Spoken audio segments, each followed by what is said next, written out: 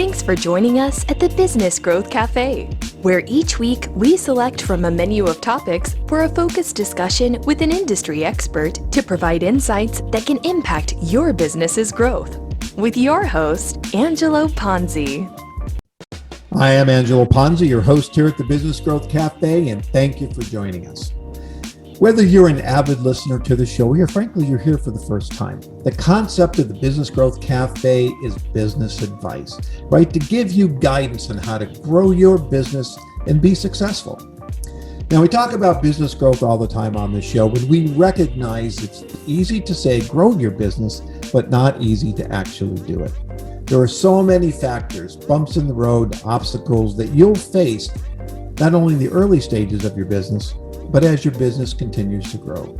You need to be committed, passionate, unrelenting, persistent in your pursuit to build your business. Or another way of putting it is being undaunted in overcoming personal doubts and doubters, the naysayers, the challengers, and the myriad of other external and internal pressures that you will feel in growing your business. To survive and thrive, you need to be undaunted in your commitment to your success. So joining me at the cafe today is Kara Goldin, founder and CEO of Hint Water. In her new book, Undaunted, Kara discusses her path that led her to the creation of Hint and their journey to grow their business. Kara has earned so many different awards: Fortune's Most Powerful Woman, Entrepreneurs, Ernst & Young Entrepreneurial Winning Women, Gold Stevie Award winner for Female Entrepreneur of the Year, Forbes 40 Women to Watch Over 40, and EY Entrepreneur of the Year, Northern California. Again, so many. So stay tuned. Grab yourself a Hint Water as we explore the ups and downs of growing Hint Water into a successful business in a very competitive market, and how the lessons learned can help your pursuit in being undaunted and growing your business. Your strategic plans are essential to managing your business's growth. Spend the time to develop a cohesive roadmap to follow to ensure your entire team is moving in the right direction. These plans should take the insights and the brand strategy work you've already completed to help you achieve your long-term business and growth objectives, as well as keep you competitive. These are actionable plans and should include the details of achieving your growth, including tactical implementations, timelines, budgets, and KPIs for success. Developing your plan is a team sport. Make sure you include the stakeholders from each of your strategic departments in your organization, because everybody in the company is impacted by the success or failure of your plans. The following are 6 key questions to ask yourself. Do you have a clear understanding about what you're trying to achieve? Number 2, what does your brand stand for in the eyes of your customers? 3, why do your customers buy from you? 4, what are your competitors doing? And 5, what is your approach to sales?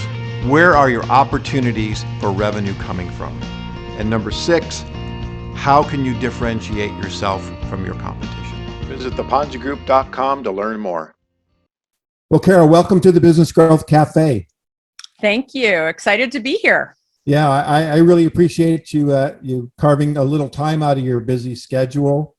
I loved reading your book, and we're going to explore your book. And obviously, we could probably talk for a week about the actual path you're going to condense down to many years.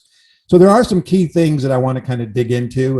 There's some really things that resonated with me throughout your book as an entrepreneur myself. So I do want to kind of take us on a journey. But kind of to get things going, obviously you are the CEO and founder of Hint Water, the #1 unsweetened flavored water on the market. So congratulations on that, because you are in an incredibly competitive space, not only today, but as you were building your brand. And so, just seeing how you positioned and niched, and the perseverance and being undaunted, as your book title, and I love that, by the way, and how you were able to really grow that. So why don't we kind of go back a little bit, because you didn't grow up in the beverage industry. You kind of grew up in media and tech. So why don't we kind of start the journey there, maybe up to the ta-da of Hint Water? Yeah. So I well, thank you, first of all, for the introduction. And it is a very challenging industry that I didn't know much about, other than the fact that I was a consumer of beverages, of diet soda in particular. And I started my career in media and journalism. I wanted to be a writer. I wanted to work for Fortune magazine. That was my dream.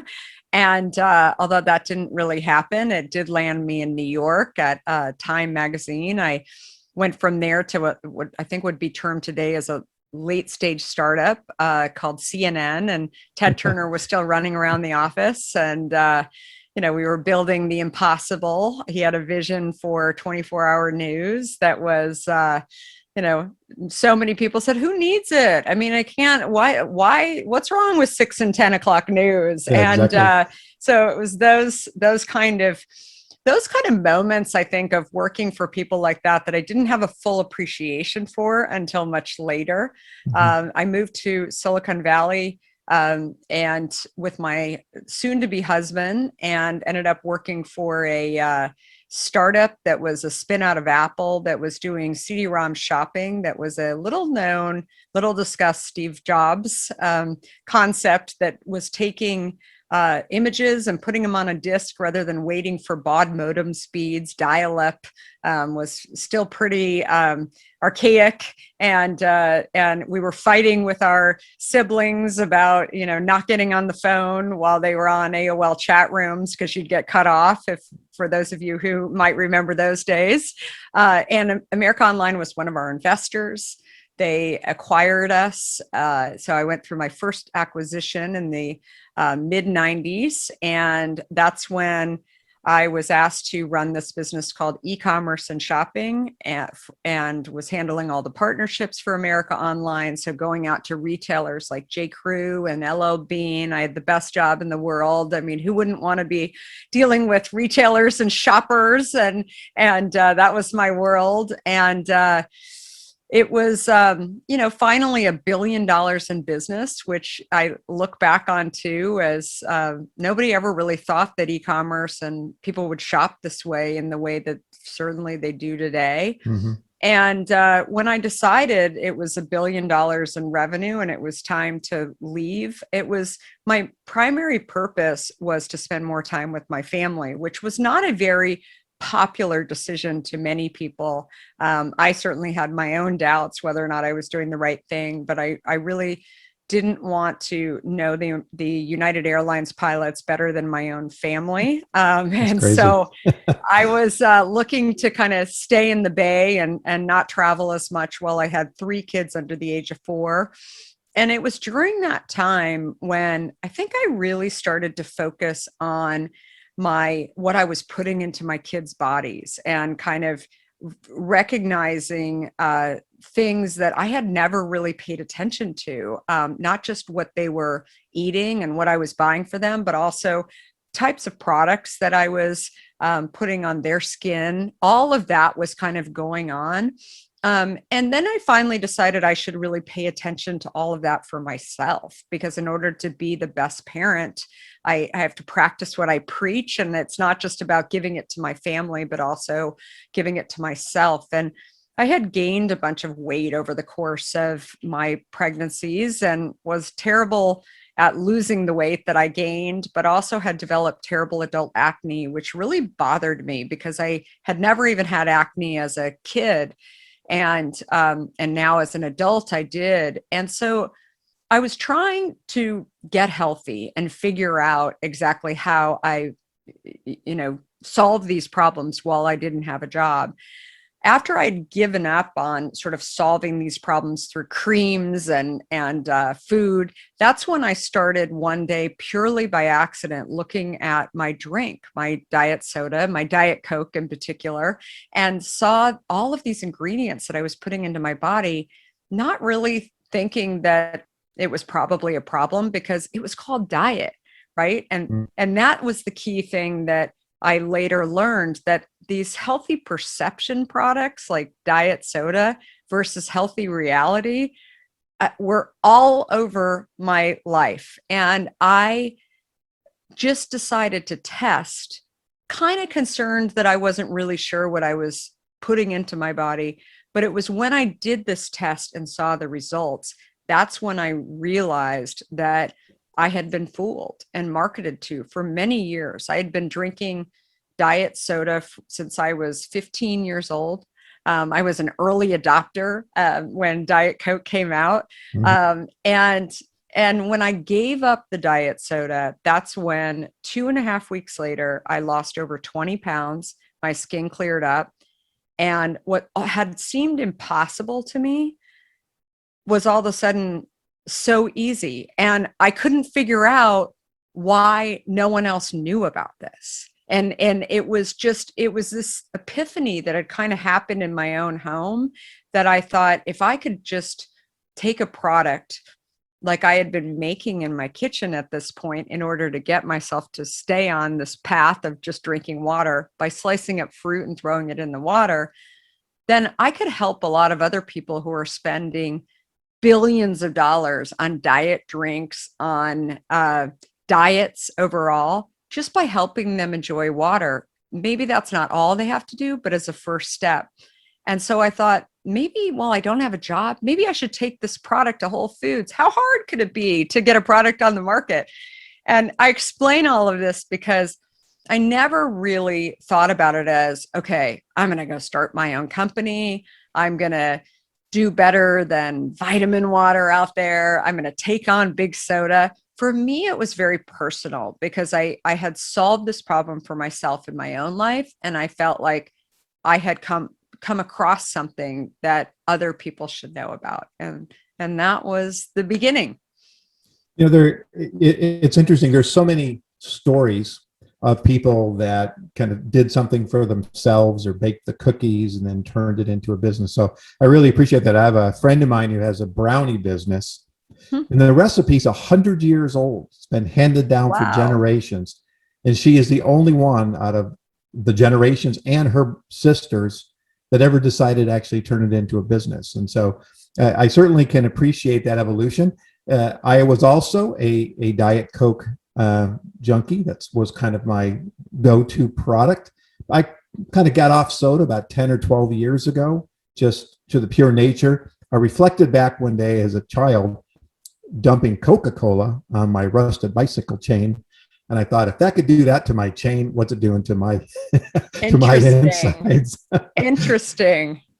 Yeah. So I've gone to water, and I've been a water drinker for a long time. And I think we tried Hint maybe earlier on, but never really adopted it. My wife likes the carbonated beverages, not soda, but water.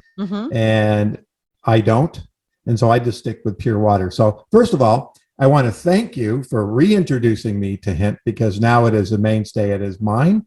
And more importantly, I got my wife to basically get off I'll say the brand name, LaCroix, that she drinks all the time. And now, we've got more Hint in the fridge than we do anything else. So that's been a great discovery. And did you try the Hint Fizz, by the way? I have not. She'll definitely like that. And it's a little harder to find. You can find it online on our website or on Amazon, but it's a little harder to find in stores because the space, that category, carbonated waters and fizzy waters, is just very, very crowded. You mentioned one of the brands, a big brand in that space, and it's just become a commodity product and is frankly kind of a race to the bottom with pricing for that category. It's there's no margin left in that business for any business. So it's sort of always has me stumped as to how certain players in that industry stay alive. I'll have to definitely check that out, because that might solve and actually push LaCroix out of our fridge altogether. So thank you for that heads up. But I love the flavors. They've been fantastic. I did get I bought a couple single bottles at a store not too long ago, and one of them was lemon.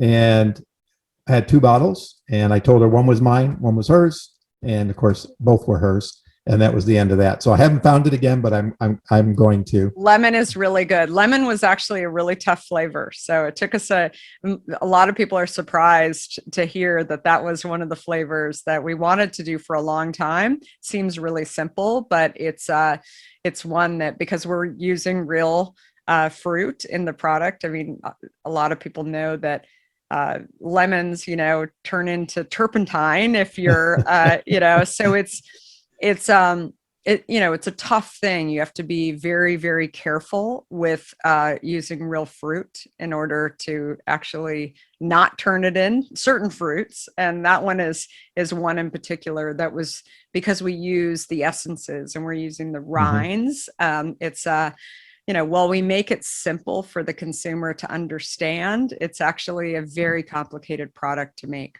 Okay. Well, yeah, I'm going to jump ahead to another question because we're on the kind of the flavor profile. So how do you determine, I'll say you, and maybe it's a team, but I got to believe it's you, determine what the flavor mix is going to be?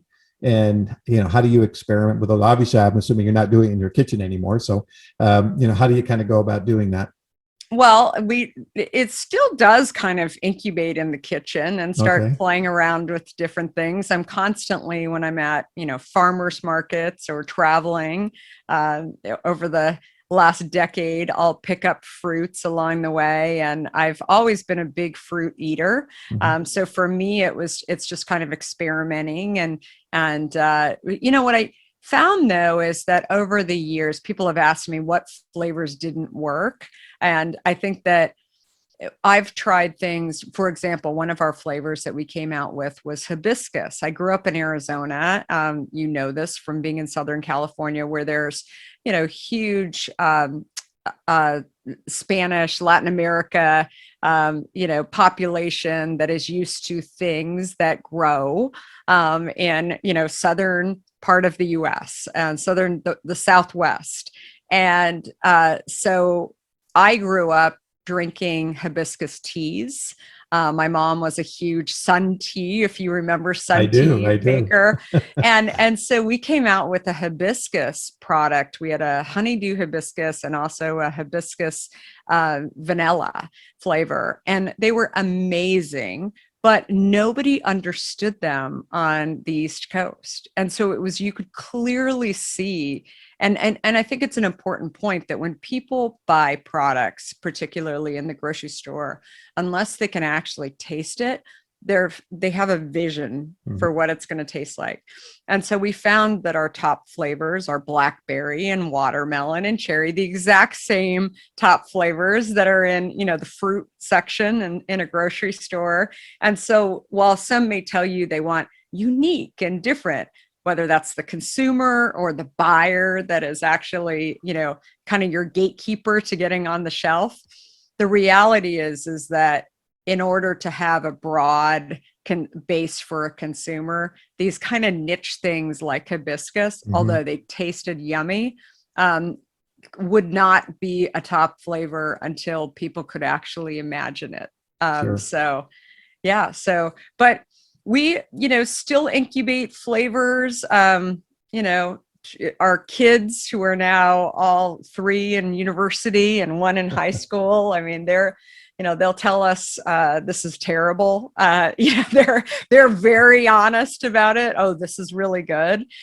So I think it's interesting. I think a lot about things that Steve Jobs said over the years. And one of the things that I think a lot about that he mentioned is don't ask your consumer what they want, show them what they want.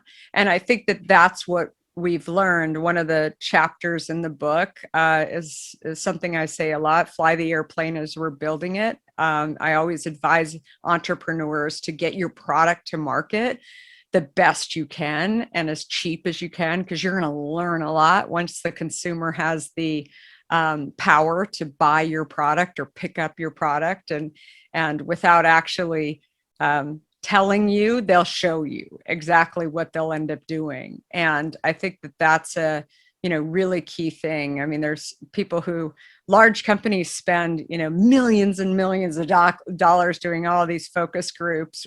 We don't do that.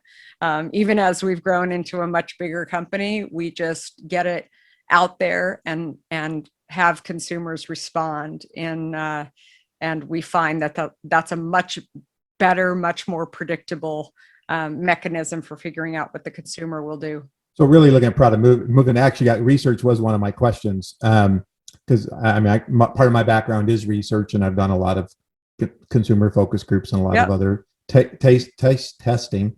And, to your point, though, a lot of times especially when you're talking, if you don't understand how to read the groups, there's 12 people, 24 people basically telling you what they think, and then you're making strategic decisions off of 24 people. I tell my clients that's a bad thing. That's not what we're going to do. We're going to just use it for some fodder, some observational data, so we can make other decisions. And I love the fact that you're going to market and seeing how the product moves. And you said something else that I think was important in this, talking about the hibiscus, is understanding the cultural differences. I'll use that term, across the country.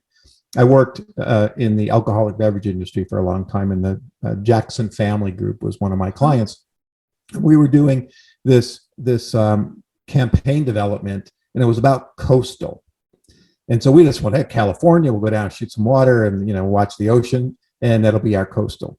At the last minute, we decided to actually go test coastal in the market across the country. And what we found is coastal didn't mean the same thing to somebody in Michigan and New York and Florida. And we realized the campaign would have bombed if we had just rolled it out the way we initially thought. So that was a kind of a learning lesson to understand the dynamics of the market.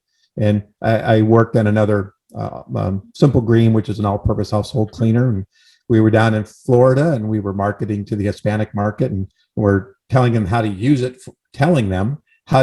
to clean their floors. Turned out to be, culturally, they didn't clean their floors that way, therefore our product didn't resonate. So I love the way you guys are doing. Yeah, it's consumer behavior and motivations is so important to really understand that, and getting the market read. That's why I love market tests.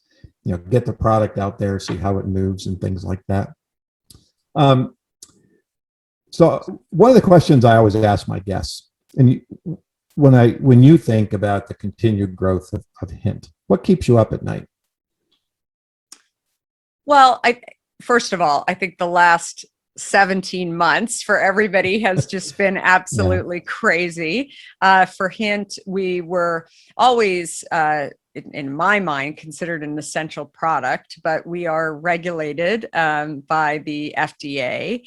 And so I learned a whole new definition of essential product as an FDA essential product when the pandemic hit. When your country goes into pandemic status, it means a lot of different things, including the fact that your plants need to be running 24 hours a day. You need to use best practices to make sure that shelves are being stocked, and that you're supporting retail so that consumers can actually have water when they need it, all of those things. So it's not just toilet paper. I mean, there were products that are water that were also fell into that. And, it was at a time, I look at it as March 13th, when I woke up. We were closing our New York office. We have a San Francisco office and a New York office, and really realizing that our store shelves were out of stock, that people were hoarding products, our products and other products. And I knew that was kind of the beginning of we've got to put the pedal on full throttle and get moving and figure out what can we do.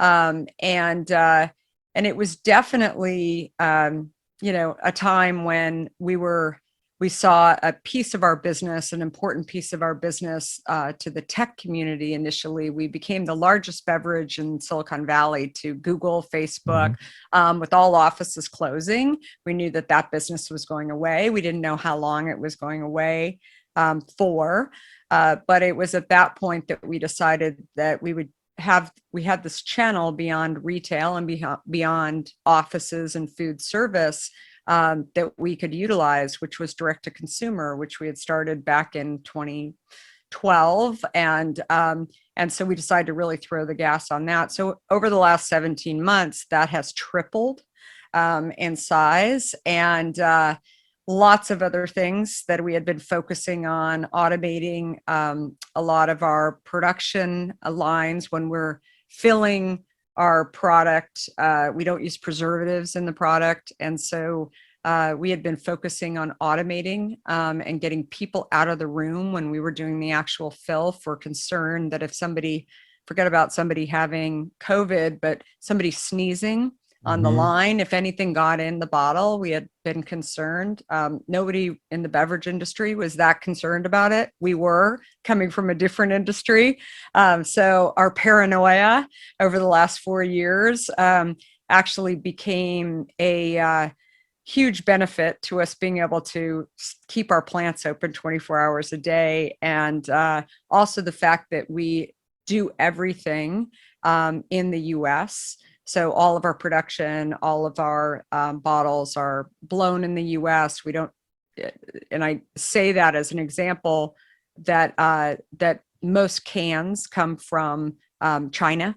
So when the virus is on a different schedule, that many of the beverage industry, much of the beverage industry that produces their product in cans, actually had to forego producing their product for a period of time because there was a huge shortage because the plants were closed in China. So at that point, we ended up, in the beginning of 2020, the first half, we had already planned on going chain-wide in Sam's Club, Walmart, and Aldi. And then we got a phone call from Costco to go chain-wide in May of that year. Anyone in their right mind would tell you all 4 of those at the same time, you're crazy. Yeah, exactly. This is going to fail. But we did it. The team did it. We 100 of our people, members of our team, are salespeople that went out and serviced shelves with their N95 mask and their gloves and hand sanitizers. And we even came up with a new product, hand sanitizer, that we created using our essences to make hand sanitizer smell better.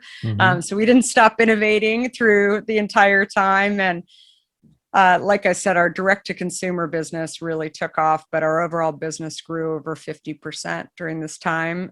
So I kept feeling like we were doing an incredible job of keeping up, and still believe we did an incredible job of keeping up. But I kept, kind of worrying, when is the shoe going to drop? When is this not going to?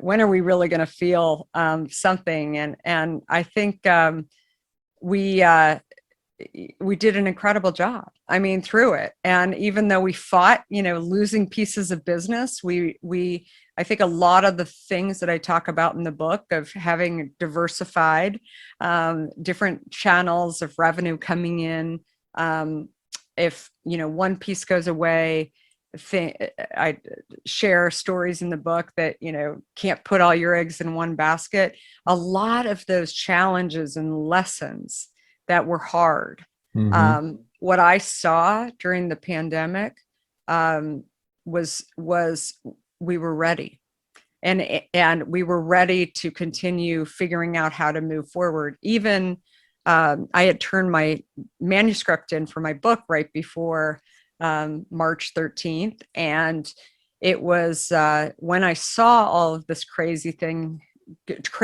going on and trying to figure it out like everybody else, the first thing that I thought of was the 2008-2009 financial crisis. Yep. And how challenging it was for us as a company, and obviously as an individual too. But the key problem that our company had was that we didn't have enough money in the bank. And so we almost went under. We risked a lot personally in order to kind of get through that time. And so the first thing that I did, as I was making sure my team was safe with all the N95 masks and everything else, and joined them, and going out to stores was reaching out to raise capital, because we knew we had all these unique opportunities with Costco, and but we didn't have enough money. And so it was, we had to figure out a way. And I remember saying to my CFO, we need to go raise money. And he kind of joked with me and said, do you realize all offices are closed? We're on Zoom now. There's no way you guys are going to be able to raise money. And I said, we have to. We have to view Zoom as a tool. We cannot view it as something that's going to stop us. And we have to figure out what we can do. And so I feel like there were a lot of challenges that led up to this period of time for us as a company and me personally that really were challenges when I was going through them, but really prepared me to push through. And by the way, we did close around within 60 days and moved very quickly. Many of the people that we went out to thought we were crazy, that we were, but again, we had set the business up right. We were doing the right things and we were being proactive about what we thought we needed. Well, in your book, you talk about there's kind of several times when you went out for funding, and you referenced the recession, and I think during that time that certainly was challenging.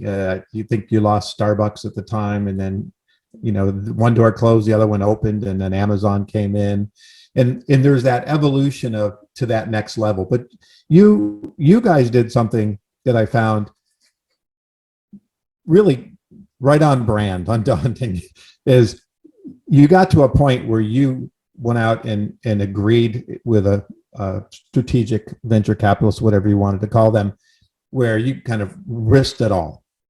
We're going to gamble. We're so convinced I said we already. You are so convinced that you were going to make it happen that you and your family really risked the next 10 years to pull it off.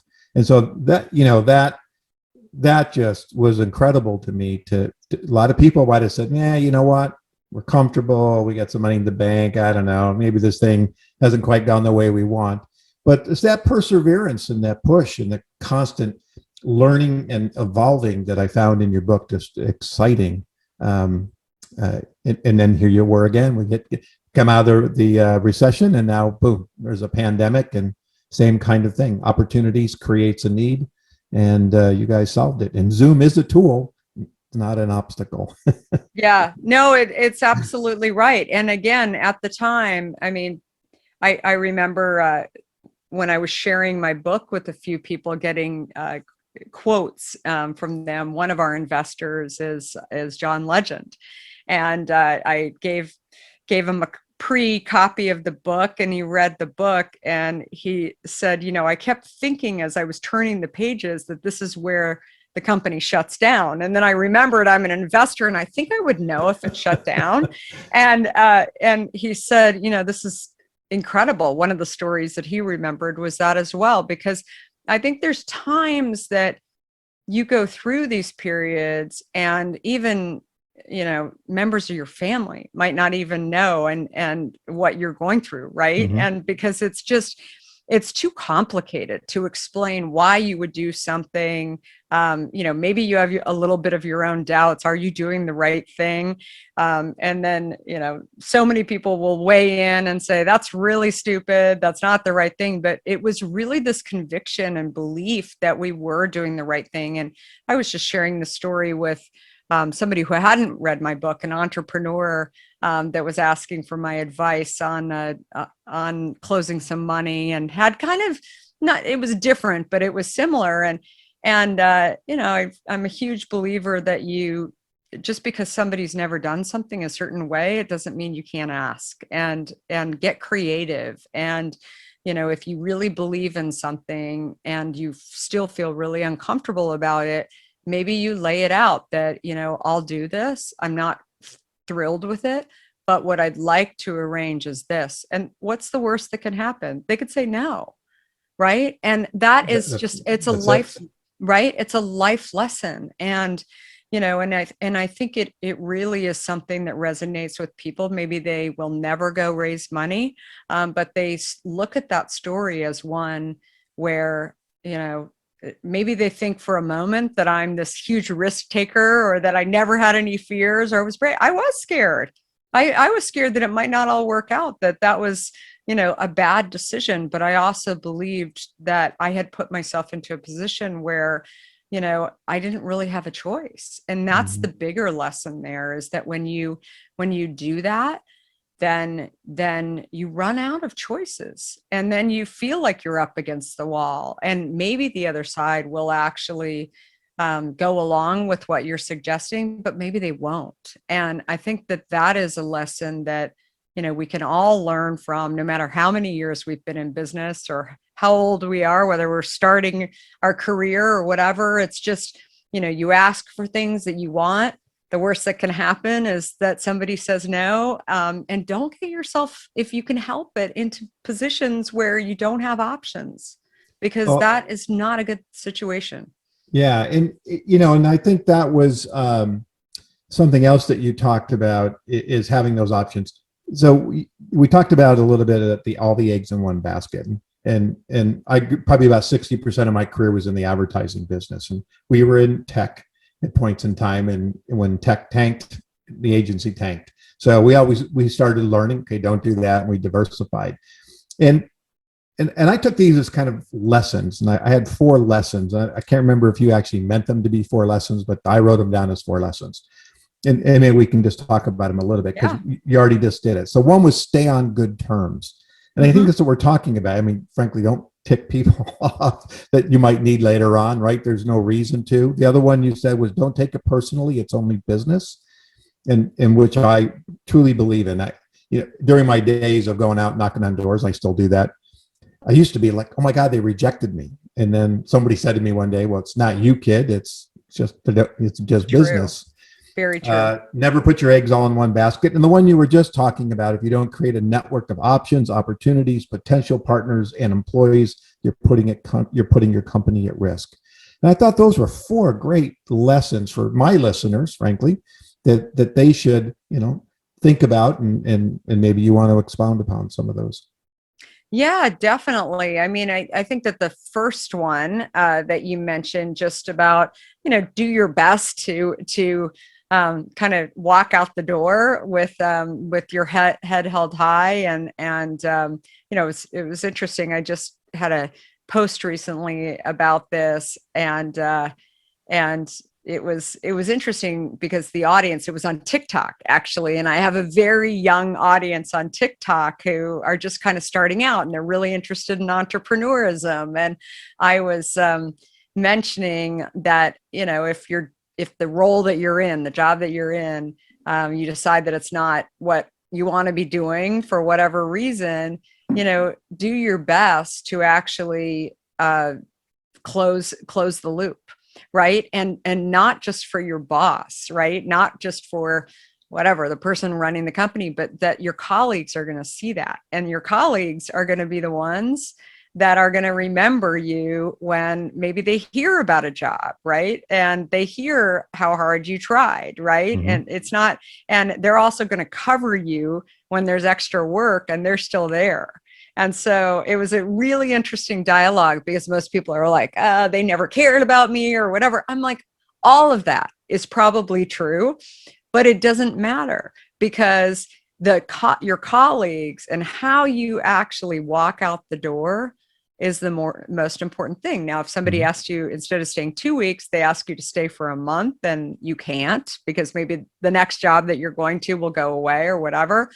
You're expected to do certain things like stay 2 weeks, but nothing more than that. And so lessons like that, I think are just, you do your best. It doesn't always work out, but you really do your best to kind of leave with your head held high. And the same, to your point, with working with, other partners, it's, you never know where people are going to land. Right. And I think that while the story of Starbucks, I certainly understood that they were making a decision to remove us from the case because they wanted to make room for higher margin business, sandwiches, that they could have a higher ring and higher margins. All made total logical sense. And it was great for them. It was terrible for me. I had all this inventory in my warehouse. I didn't know how I was going to go back and deal with not only the inventory that was going to go bad, but my investors, and how I would share that millions of dollars of business was going away in 2 weeks. It wasn't fair. Mhm. I had every right to go and, tell the people off at Starbucks, but instead I quietly hung up the phone, and I was not happy, but I also felt like, I have a choice. I can sit there and, be really angry. And then when I absorbed it all, what I realized is I was most angry with myself, because I cared about this account so much because I didn't have another, and I didn't have options. And so the Yeah. story of don't put all your eggs in one basket, I think it's celebrate your wins, but then always have lots of options, because you never know what will happen. And when you're not privy to strategy on the other side, or how well financially they're doing, maybe they go out of business, you don't want to be the last one standing in that situation, and really holding on to nothing in the end. Yeah. So the third one you mentioned, just so I. Oh, 31. So it was stay on good terms. Don't take it personally. Never put all your eggs in one basket, and don't create a network of options. Or if you don't create a network of options, opportunities, potential partners, or employees, you're putting your company at risk. Yeah. The one about, I mean, I have multiple stories about this topic in particular, but the don't take it personally. I think, when I had never raised money for a company before. I had, been at companies where it was someone else's role. I wasn't the CEO, or, I wasn't the CFO, so I wasn't raising money. So I didn't really understand. I felt like, as a tech executive, when people were calling me from tech and saying, hey, I hear you're starting a beverage company. We have a pool of money, a fund that we're going to, that we deploy. Maybe you want to come in, and, they want to have meetings, which entrepreneurs, time is your most valuable thing, right? And Exactly. so Exactly. not really understanding the sort of goals of that fund. If somebody wants to, if they're investing, if they've only ever invested in fintech, for example, they're probably not going to invest in a beverage company. So I'm not saying don't have the meetings, but if you're really time constrained and know that your odds are really low, that they're ultimately going to invest. And again, when a few of those people in Silicon Valley, Sand Hill Road, were saying no to me, I thought that, my baby was ugly, right? That they didn't like it. They didn't really understand it. They were worried about, well, if this is really such a great idea, then what will happen when Coke comes out with their product to go and compete against you? Which, by the way, I was never really worried about that. I mean, I was a little worried about it for a moment, but what I figured out, and what I've learned along the way too, is that the large guys that focus on other things are not really the people that you have to worry about. Right. Those are the people that are not as innovative and aren't as crazy as you are to go and start an entirely new category.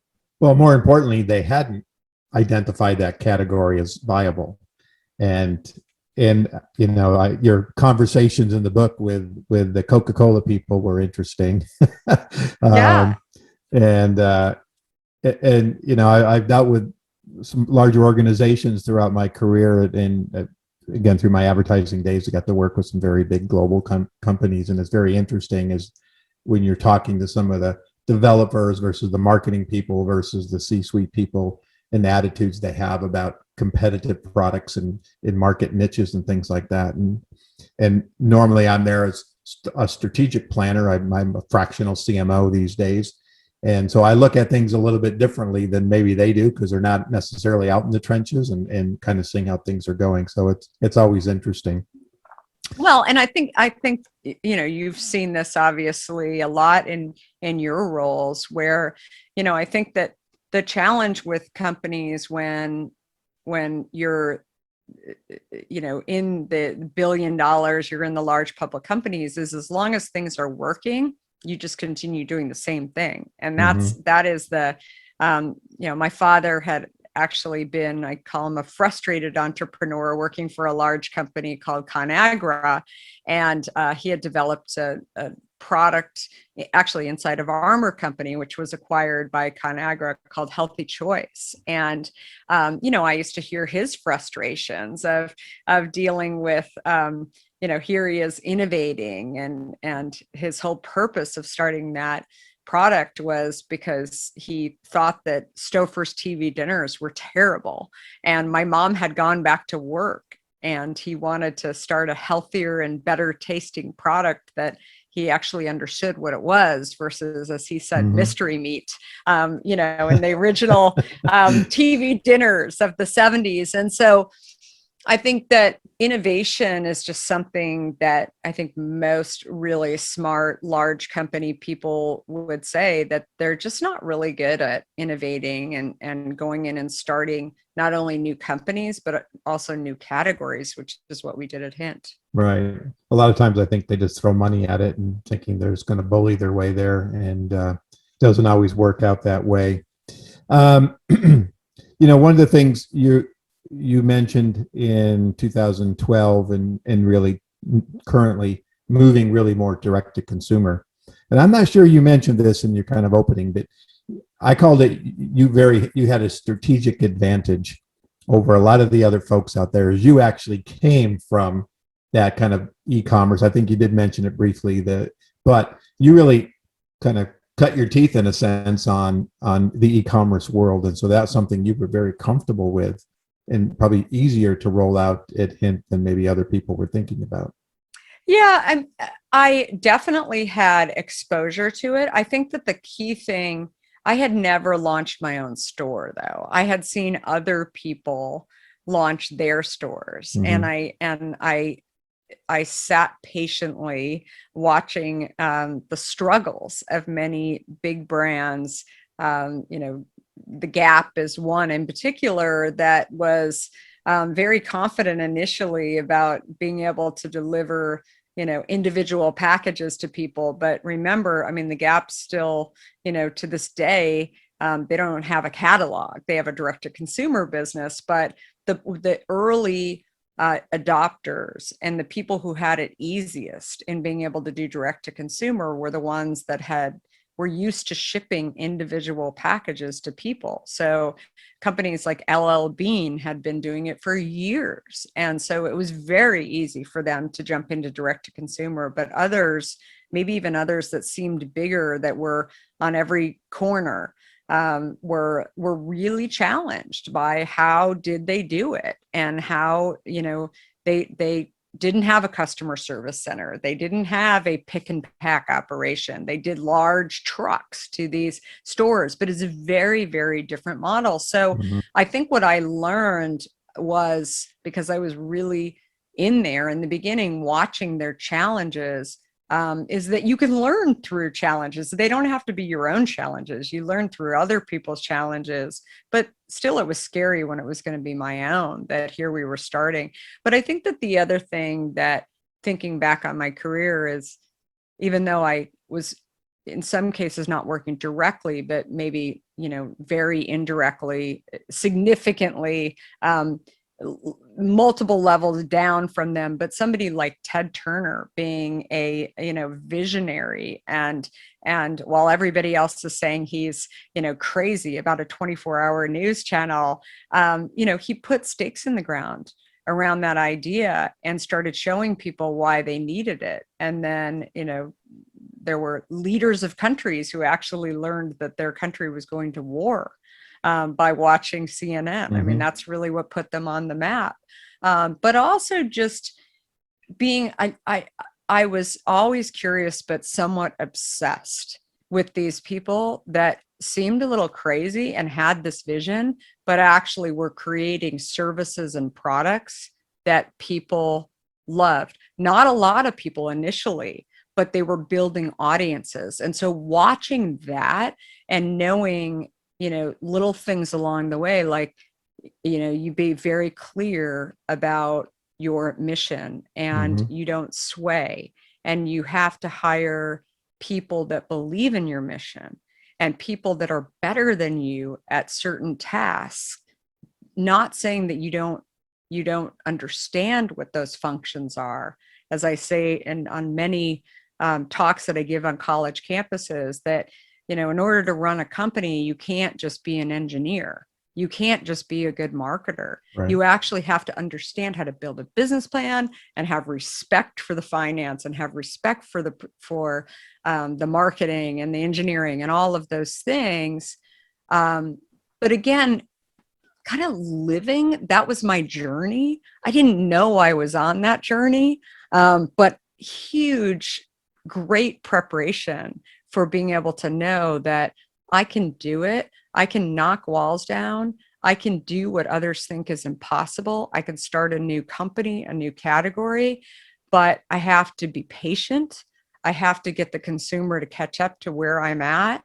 I have to take steps along the way that allow me to get a little bit further, that I have to keep chiseling at the rock and continue to make progress, and frankly celebrate that progress, especially when things seem really, really hard and down, which they do at certain days. And it's also another reason why I really wanted this book to get out there, because I think there's this idea that being an entrepreneur is you're the unicorn or you're the failure. There's so many things that happen in between that can really affect the outcome. A pandemic can happen, and how prepared you were, how much you are willing to ask questions, learn from your mistakes, not make the same mistake twice. All of those things, I think, need to be told over and over to people. And not just people who are wanting to be entrepreneurs or who are entrepreneurs. The number of parents I've spoken to who have shared with me that they've gotten a clearer idea about what their kids are going through through this time, because it's a lot. I mean, it really it takes a toll on people to go to be an entrepreneur, and especially when people think what you're doing is not right in some way or a little off. Yeah. Well, you mentioned a couple of things I think that were important, and that's talking about, understanding the different roles. And when I consult with my clients, one of the things I say is everybody in the organization needs to understand the brand, needs to be able to communicate it on a second's notice. But more importantly, they need to understand that they're not isolated in their jobs, that everybody is intertwined. If marketing and sales do a great job, well, then manufacturing is going to have to produce, inventory is going to make sure they're stocked. The delivery folks are going to have to make sure. Everybody, there's a cause and effect. And if they don't understand their piece of the puzzle, then they're missing it, right? They're just doing a function, and they don't understand the cause and effect. And so I think that was really an important thing that you said is people start to grow their businesses, and it gets beyond you doing it all yourself. Right now you've got team, and the team has to understand the vision, and they have to understand what they're trying to accomplish or what the goal of the company is. And then again, how they make that happen, I think is really important. At one point in time, Hint was a product. Now Hint's a brand. When did that transformation happen, do you think? I think over time it's been growing. I think for me personally, when we only a few years ago, we already had our direct to consumer business in place, and I had a scare with skin cancer. And I had basal cell skin cancer on my nose. Being a redhead, way too much sun over the years. It was my time, and that's when I had a conversation with myself around why I didn't wear sunscreen. And I definitely wore it at the beach. I typically didn't wear it on my face. I trusted SPF in makeup and thought that was good enough. And then when this occurred, that's when I said, gosh, I need to start wearing sunscreen. I looked, first of all, for a sunscreen that I really enjoyed the experience. Something that I've learned in developing my own product is that it's something that the bottle, the feel of it, the taste, the smell, everything. It's one thing to be able to get trial. It's another thing to be able to get the consumer to buy it over and over again and engage, right? And so it's there's a lot of factors there. And so for me, sunscreen, I felt like there were lots of problems with the ones that I had almost bought, or maybe I tried. The consistency, this whole concept of unscented versus, a tropical coconut smell, which I'm allergic to coconut. So for me, I was always a little bit paranoid.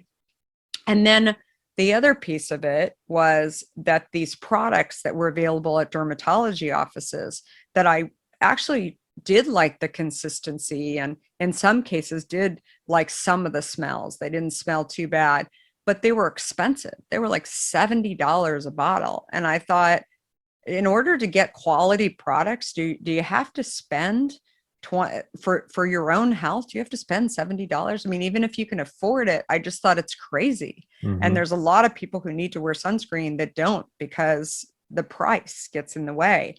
So I did what every great entrepreneur would do. I bought all the ingredients and I went back to my kitchen and I started playing around with it, not to actually buy or not to actually launch a product for Hint sunscreen at all, but instead, because my curiosity was there and I wanted to create something that I wanted to have, and maybe I would just continue making sunscreen in my kitchen if I really liked it enough.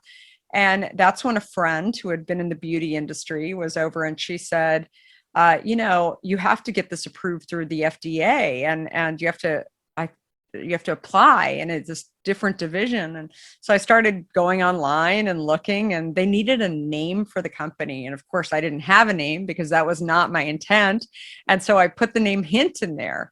And then about a year later, we got the approval back that Hint sunscreen was available. And I thought, I wonder if people will even like it. So we had this direct to consumer channel.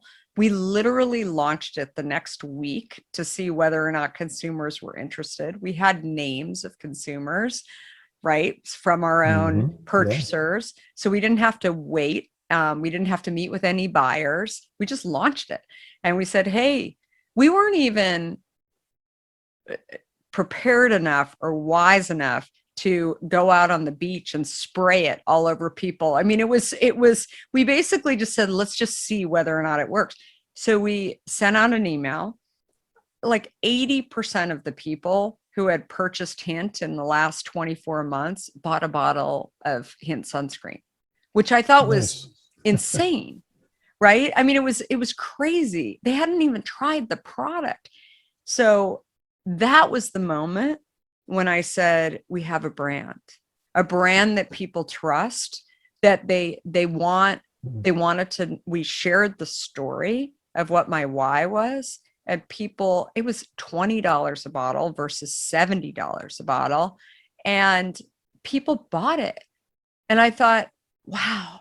I mean, that's when I knew that I had a brand, when people would buy something just based on the fact that they loved the other product that they had purchased from us in a totally different category.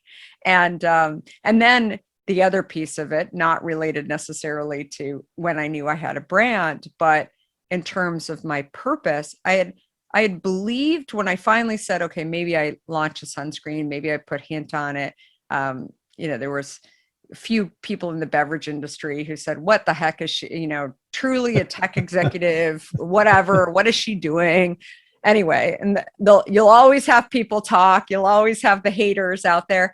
And then one of our customers wrote to me and said, somebody's ripping you guys off. They just, and they showed me a picture. It didn't look anything like our Hint sunscreen. But on the bottle, it said no oxybenzone. And I reached out to the customer and I said, so am I looking at the right bottle? And they said, yeah, but you were the first to put no oxybenzone on the bottles, at least the first that she had seen. And she said, and now there are sunscreen companies that are reformulating. and putting no oxybenzone on there. And I thought, if I can actually help our consumers, not only by developing great products under the Hint brand, but if I can actually nudge these large companies to do the right thing in the name of health and reformulate, because we're out there and we're marketing and sharing with people great sunscreen that doesn't have this ingredient, that's awesome, right? That's that I've served my purpose. And so that has continued to happen over and over again. And so, frankly, it's sort of another topic that I share in the book with entrepreneurs, is that sometimes, there's room for lots of people, especially when you're developing a category. If you start something just because somebody follows, just because somebody, has an ingredient that maybe you called out as something to remove, that doesn't mean that you can't survive. That doesn't mean that you can't be better. It just means that you are leading, and you are creating change and disrupting. Yeah, absolutely. I mean, really, and for me, when you were talking, it's going from, I'll call it a challenger brand that's sitting into a sea of other sunscreens. You defined a niche, something that you could capitalize to differentiate yourself. And then all of a sudden they started chasing you. So you literally went from a challenger to a leader overnight. And I love that. That's fantastic. Because to me, it's about differentiation. It's looking for something that's unique and helps define the brand. And so you can really, separate yourself from the competition. So I thought that was really cool. If you could do it all over again, what would you do differently, if anything? I think that the number one thing that I've learned, I've learned a lot in this journey, but I think that the number one thing that I spent a lot of time doing was really doubting myself, that I was capable of doing something like starting a company, and starting a new category, when I figured out a couple of months in that that's exactly what I was doing. I wanted to have the industry experts I would buy I would try and meet with anybody who had worked for these large companies, because they were going to wave their magic wand and solve all my problems. And what I've realized by talking to so many successful entrepreneurs is that the best ideas definitely come from outside of the industries, right? That people are typically trying to solve a problem for themselves or somebody that they care about, and where that actually they then realize that it could actually be something that lots of other people are interested in. And they don't have to be working in their industry. In fact, the lenses are actually clearer if you come from outside of the industry, if you're a consumer and you see this solving a need in some way. And so for me, the time I spent hiring industry experts or people that knew more than me versus actually, I always owned that I didn't really understand the industry, but I guess I felt a little skeptical whether or not I'd be able to figure it out. And I think that if you believe in yourself and believe that you're smart and believe that you're capable of doing things, it may take you a little longer to go and accomplish something, but it doesn't mean that you can't. And it doesn't mean that you won't. And in fact, maybe you'll actually do it a little bit differently and people will start following you. And, everything from not only creating a new category, but creating a new way to bottle the beverage without preservatives. When I came into this industry, everybody told me focus on retail.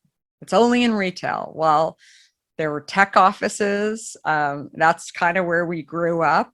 By the way, not SPINS data, right? So there were many people who said it doesn't matter because it's not on SPINS. And I mean, we made money. They bought product, right? We were able to kind of grow up. We had lots of influencers who then went and said to Whole Foods and Costco, you guys should really have this product because we would love to buy it, just because it wasn't, being measured in some way didn't mean that it wasn't sales. Yet that was some of the stuff that we had heard from the industry early on. And then, of course, direct to consumer. I mean, the fact that, when we started direct to consumer years ago, I wanted to start it not to compete against Amazon or more than anything, I wanted to do it because I wanted to have that relationship with the consumer and be able to have that one-on-one research and dialogue. And I wanted the data versus having to go and not get it from Amazon. Not get it from Amazon, not get it from these retailers, Yeah. because when I realized that they believed that once I sold them the product, that it was their customer. And so now, I mean, we sell about 50% of our business direct to consumer, another 50% through retailers. And, once you understand that it's their data and we have our data, we can all live in perfect harmony, right? It doesn't, I think what we've been able to navigate and what we've been able to do as a company too, is do something that I think many consumer products thought was impossible, because they were worried about stepping on toes and worried about, you got to do retail or you got to go direct to consumer. And I think when you grow up and you're just trying to get sales and try and figure out where your customer is and how does your customer shop? And I think, looking at the last 17 months in particular, I think the thing that is most clear to me is that this consumer controls the destiny of how they shop. Yeah. And yeah, I was going to say the digital transformation has just been unbelievable in the last 17 months, and in the shoppers now can get the data, get the information, control what they want to buy, where they want to buy, and they never have to actually leave their house. So there's so much in the change in dynamics and channels. And I think that's one of the things you're talking about is traditionally I got to be in the grocery store and I got to be in the liquor store or whatever it happens to be. That just doesn't have to happen anymore. And there's ways to reach consumers, and frankly, they like the convenience. But they like going to the, I mean, our consumer who buys from us online, just as an example, also goes to Costco. They may not go to Costco every week. They go monthly. And if we are there and there's a variety pack that they could maybe not buy online, but it's the convenience, and they still like retail. And so we know that our consumer who shops online doesn't just shop that way.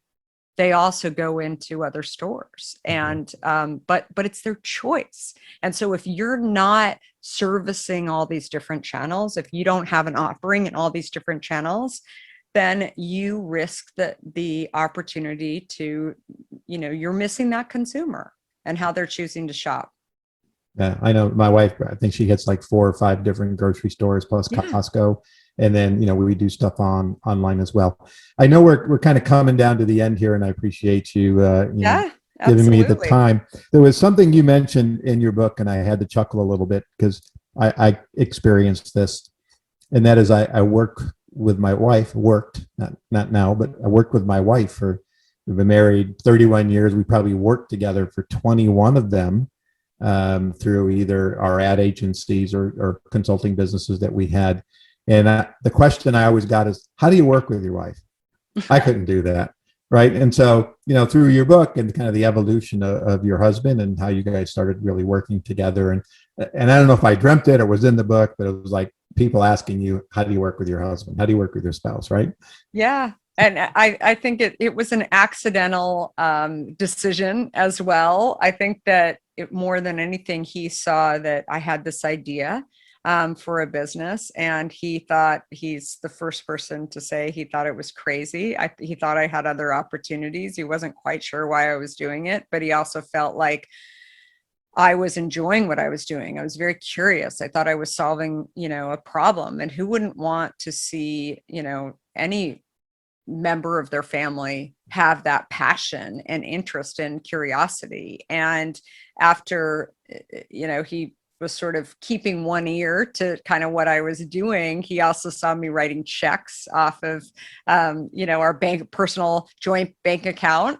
We live in California, right? So he was kind of like, wait, what are you doing?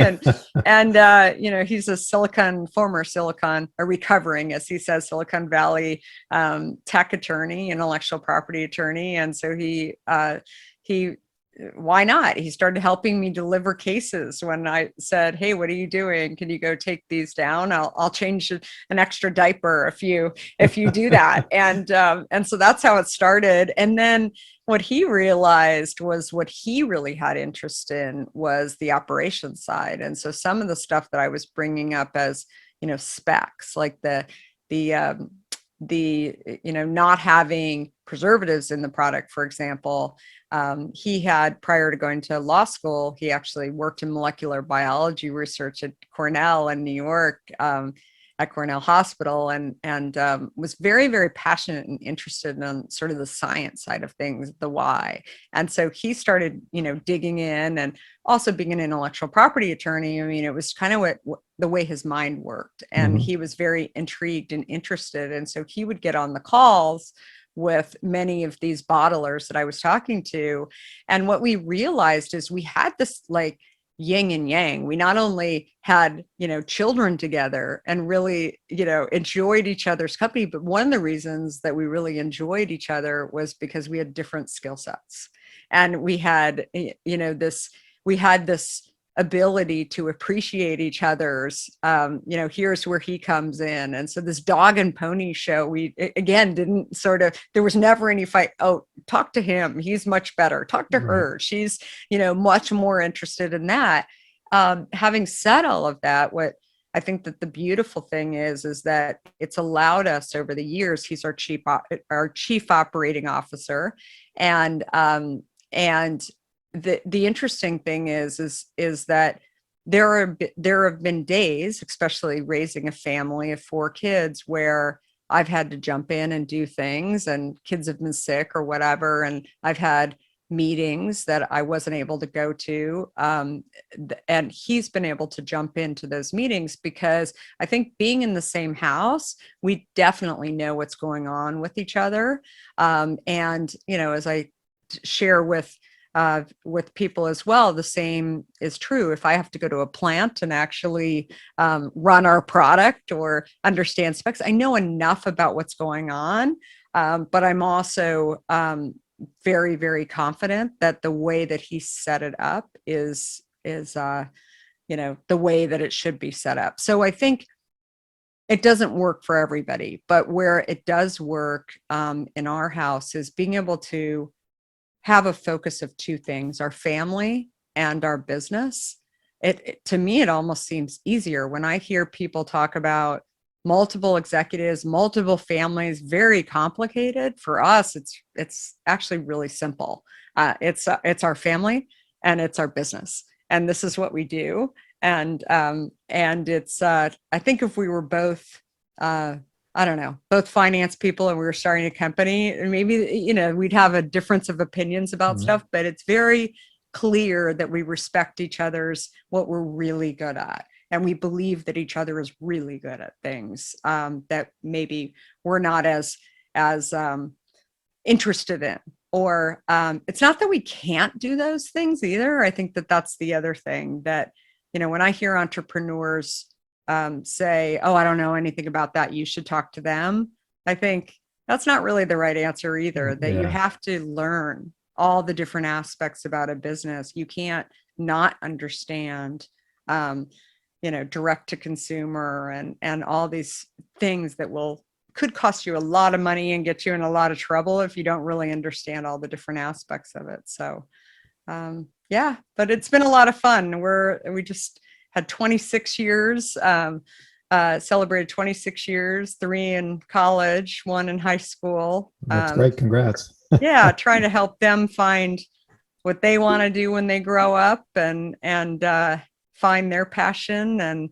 But I think also we've created a house where I think we're raising kids who I think if nothing else, they believe that if they have a dream, if things seem hard, they just have to figure out the steps. And if things don't work out the way that they thought, then they have to figure out why.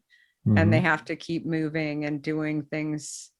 Nothing is too hard if you just figure out steps and you figure out how to take it on. Yeah. It's very reflective of ours. We have 3 older children. They're out in the workforce now, but they watched us as entrepreneurs grow a business and have the opportunity to sell a business, but they watched all of that, and they're all off doing their thing. And a couple of them are extremely entrepreneurial. And I love it. So, yeah, so they're not afraid of it because they've seen it. They understand it. So I have one last question, and then we'll part company here. I hate to do it. I got a lot of questions, but I got one more I'm going to ask you. What inspires you every morning? What inspires you to get out of bed and do it? I think just, and this has almost been full circle for me, because you asked me a question earlier about, what I didn't know early on. And I think having that relationship with the consumer, even from day one of getting the product on the shelf and hearing from first customer who wrote to us, said, "Oh, I love this product. I've been looking for a water that doesn't have sweeteners in it." There's this energy and this fulfillment that you get from having feedback from a consumer that they like what you're doing. And I think it's fascinating to me that you can develop a product or a service and you can hear from somebody that doesn't know who you are personally, right? Mm-hmm. But they just like what you did for them. And I think that is what gets me up in the morning, is developing great products that get people healthy, that inspire people to know that they can, right? They can get healthy. They can get through type 2 diabetes. They can get through cancer. They can go out and start a company without having, the right background or the right training. So that is really, my mission and purpose as an individual, is to be able to show people what they can do.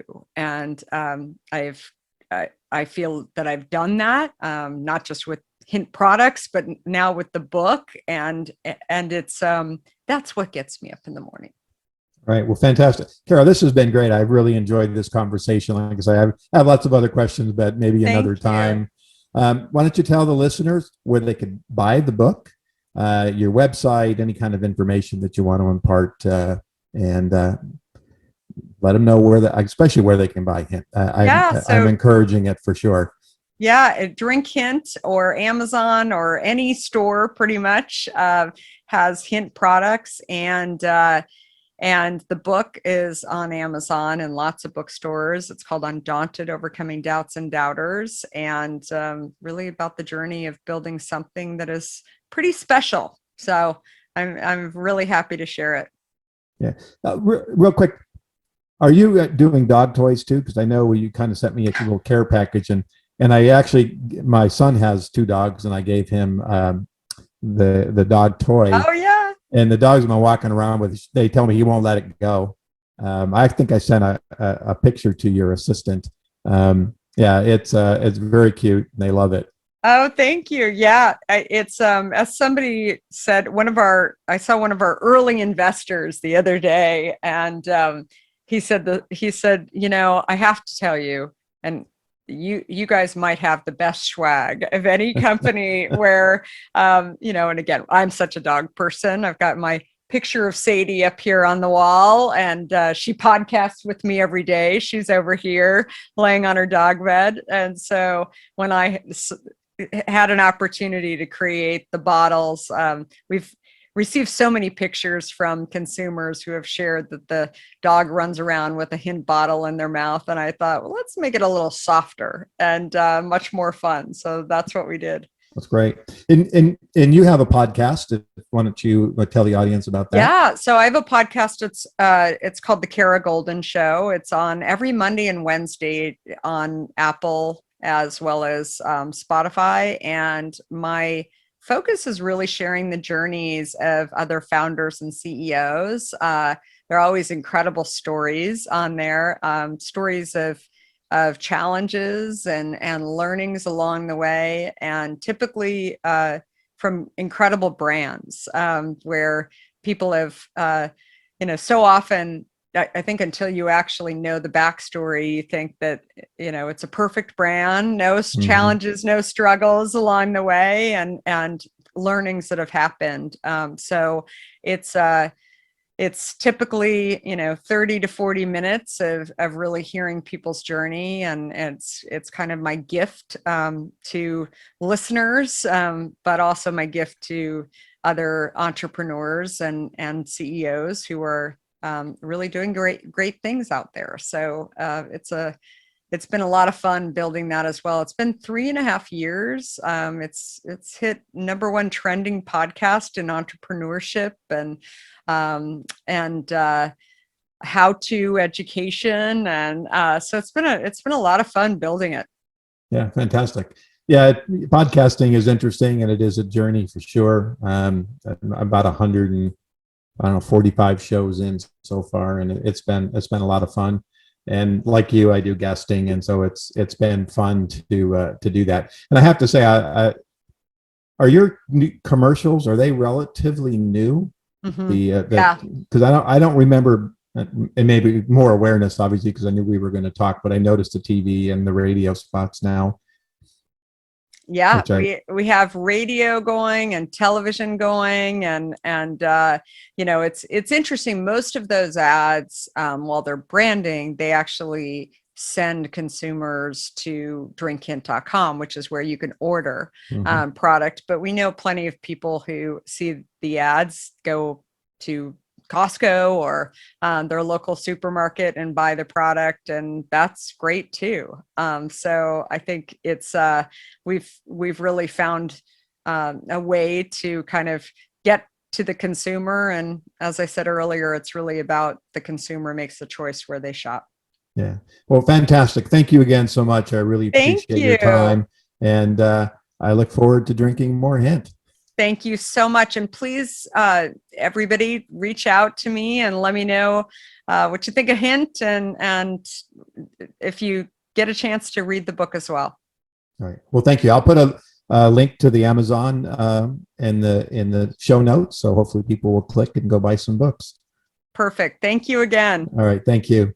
Kara, I want to thank you again for joining me here at the Business Growth Café today. What a great conversation. I really enjoyed the opportunity to get to meet you and to have this conversation. You took us on a journey. As I said, I loved your book, Undaunted. It's kind of the theme of the show. It took us on a tremendous journey, or took me on a journey as I was reading it, and we had the opportunity to do that today as well. I encourage you listeners, if you have not read the book, please do so. And if you've not tried Hint Water, I encourage you to do that as well. I think you're going to really enjoy it, as I have and my family has.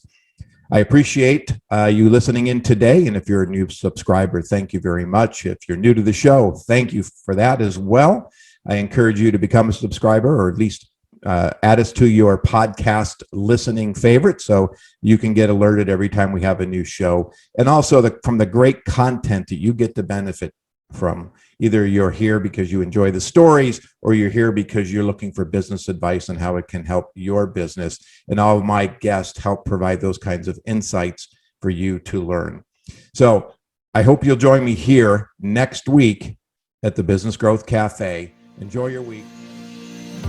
Thank you for listening to today's discussion at the Business Growth Café with your host, Angelo Ponzi. Take a moment to subscribe to this podcast and visit our website at www.businessgrowthcafe.com. Read Angelo Ponzi's blogs at www.theponzigroup.com.